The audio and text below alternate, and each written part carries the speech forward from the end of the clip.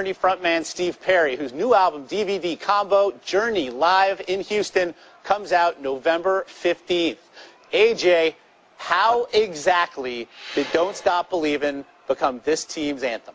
It's a crazy story. We were out one night in a bar in Baltimore, and there was a lounge singer in there, and Joe Creedy yelled out, "Play some bleeping Journey." The lady's like, "I don't know any Journey," and he said, "I don't care, you're going to play it anyways." And somehow we got her to play it, and then we went out to another place and got the DJ in there to play it, and it kind of took off from there. There was about 15 guys in the same place, and they all knew the words, and they all started singing it, and they won't admit it, but they're big Journey fans.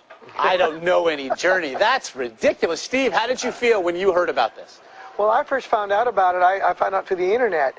I got a phone call that I should check my email, and when I looked, there was this article from the Tribune and the Times of Chicago stating that these guys, when they clinched, that AJ walked up to their communication director and said, "You've got to get Steve Perry here to game one. You've got to get him here." So he told Scott, "You got to get me there." And next thing I know, I'm getting surrounded by Scott, and then I found out about the story that they, back in July, I guess, had done this, that AJ said, and they made it their sort of theme song. Now, AJ, you are a fairly superstitious guy. How did you incorporate the playing of this song into your everyday motif? You know what? It was funny. I have a little problem with superstitions. If you read Sports Illustrated, exactly. How big a problem, AJ? Give us an example.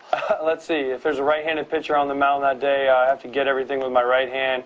Get into the car on the right side. My right foot has to hit everything first. It's a little crazy, wow. But for me it's normal, so I guess it's okay. He sounds like a singer to me. So how did this song come in? You know, how did you incorporate the song into all those superstitions? We started as a team playing it before games, and everyone would laugh, and everyone, like I said, knew the words, and they were all fans. And no one's ever going to admit they're fans, but they were, and it just started at every day before a game. We'd be like, "Play some freaking Journey," and sure enough, we turned it on, and we got on a roll and started winning, and they started playing it between innings, and every time they play it, we'd always seem like we'd score a couple runs, and so the guys started believing and just carried us from there. And it made you feel a little less crazy, I'm sure. Steve, did you ever think that this song would be used as a sports anthem?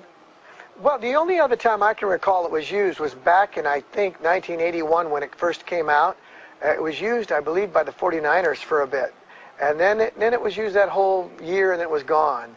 And since then, it's been just a Journey song that's sort of been an anthem to Journey. And used by the Niners, of course. You're also a San Francisco Giants fan, Steve. They have had a 51-year drought now in between World Series victories, but 88 years, Steve. Talk to me about an 88-year drought and what that must be like having that end.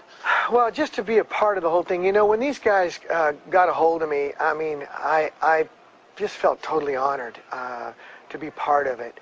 I mean, what a bigger honor anybody could have bestowed upon them, you know, than a team chasing their dreams, adopting a song like this. I mean, it was just an amazing feeling. AJ, you're only a few days removed now from that final victory. What's it like?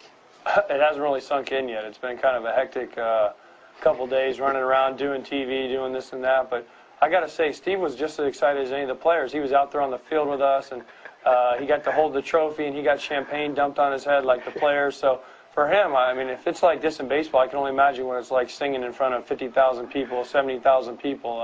Well, it's got to be a tremendous rush. Yeah, Steve, how was that at the parade?